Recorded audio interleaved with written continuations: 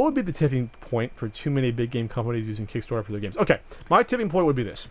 My tipping point would be a AAA title that goes on Kickstarter and says, yeah, here's our minimum, but you're not going to get all these features. You won't get multiplayer unless we hit 10, 15 million pre-orders, or you won't get this unless we hit that. Then that's too far, because you have the funds to make it. You know you're going to make your money back, but now you're just going a little bit too far with it. So that's too far for you, but I don't think that's tipping point. And I mean, I understand. That I see as the backlash. I see when AAA titles start asking for money for stuff that was traditionally in those games. That to me is a point where people say, "Fuck you."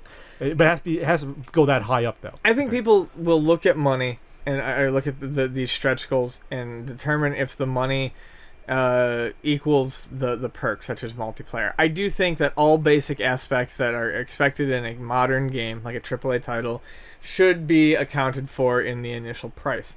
I think honestly, it's simple. I think the big tipping point for people getting pissed is the very first time one of these large video game developers decides to go to Kickstarter and they absolutely fuck the delivery. Either it doesn't come out or the game bombs. And people need to remember, because actually someone asked about risk or reward on Kickstarter.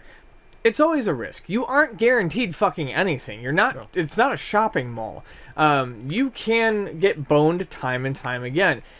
And I think as soon as that happens with a big company, they're going to go back to saying, find your private investors.